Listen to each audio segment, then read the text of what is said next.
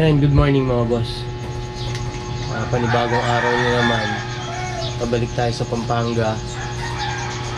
Ilalagay na natin yung railings ng hagdan, tsaka yung ipipinish yung ilalim nung nilagay nating pinto ng CR kahapon.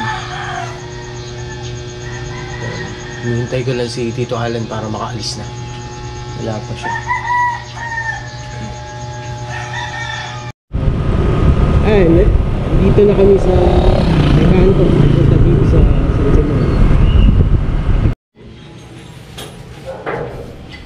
Ayan, konti na lang yun dito sa lababo ni Tito Alan. Yung side na lang na yan. Gusto nung may-ari, may tile trim dito sa gilid.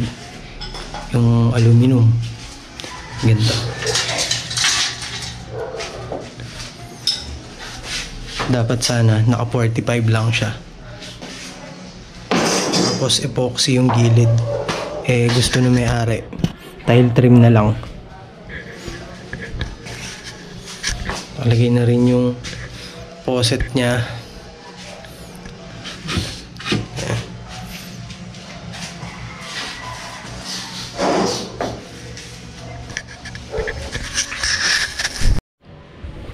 Ito yung shower na ilalagay natin. Nandito na, dumating na. Tapos na-finish na rin natin yung baba na yun. Lilinisin na lang.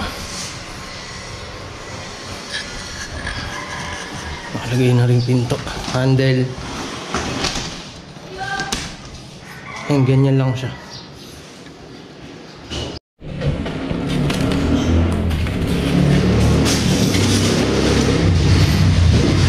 Kulay itim. Kulay itim siya.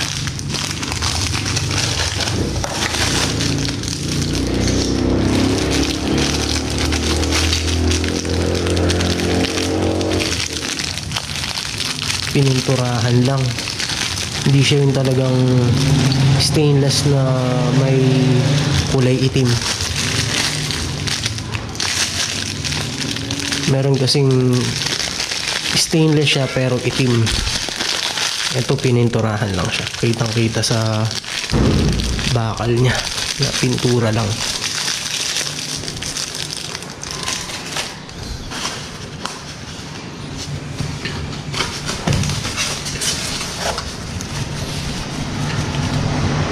Ito plastic lagayan ng sabon.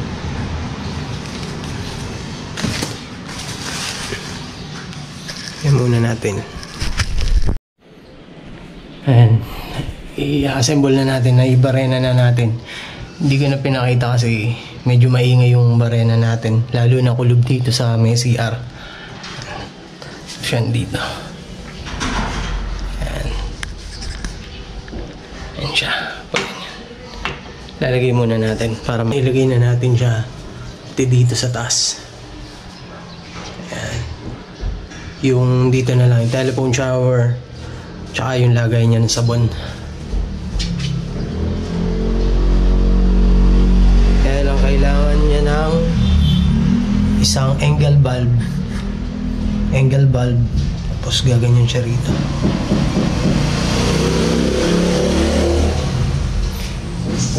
Hindi siya yung dito sa likod kagad. Pag angle bulb ka pa para pupunta rito, flexible.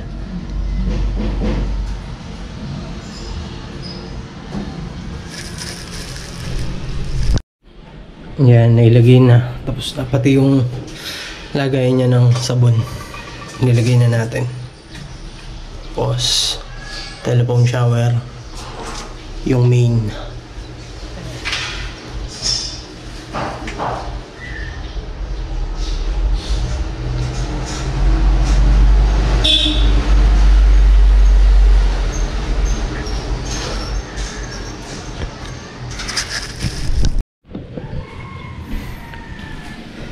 Yan, lilinisin na lang natin, bubuhusan ng tubig.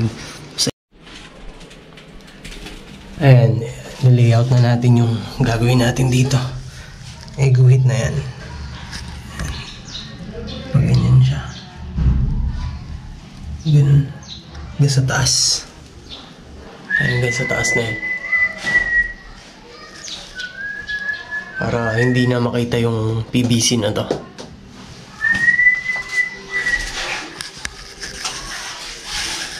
Tapos pagkayari nun, tsaka natin lalagay yung shower dito.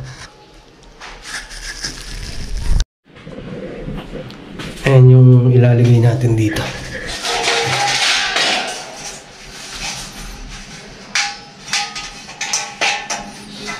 Ayan natin.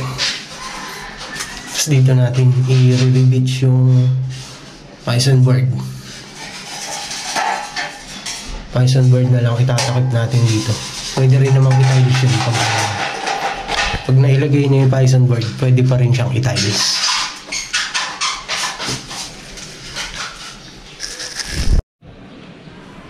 Ito yung pinabrigate natin para dito mga boss.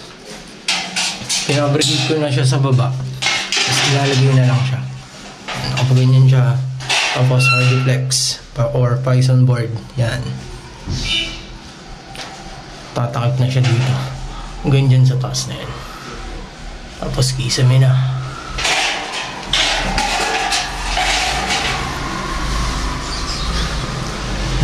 Tapos yan, lilinisin na yung mga yan. Kasi ini-estimate na ni Tito Alan yung yung tiles natin para dito. Mabili na. Tsaka yung dito sa taas. Ta-tiles din. Nandyan siya sa taas ngayon. Nagsusukat.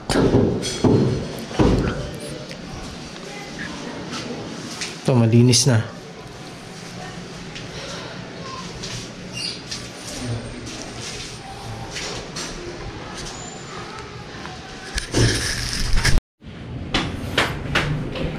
Ay mga boss, etong sa baba naman, nilagay muna natin yung pinto dito.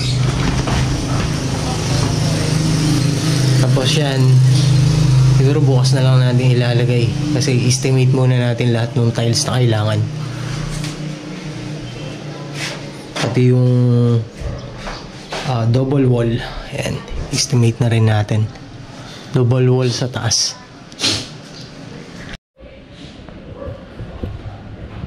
Ayan mga boss, pati to pinapa-estimate na rin ipapagawa. I-double wall na siya, tsaka yung tiles niya rito. Sukatan natin para alam niya kung magkano abutin lahat ng materyales tsaka labor. Oh. Ito yung sa pinaka niya, pinakaharang ng mga PVC. Kaya lang bukas na natin magagawa kasi gabi na naman. Nag-estimate pa tayo ng double wall tsaka tiles.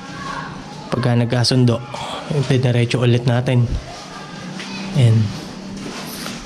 Ito okay na. Tapos yung pinaka-lock nito ilalagay na lang bukas. Ganyan siya. Tsaka yung railings. Yung railings nito ilalagay na rin natin.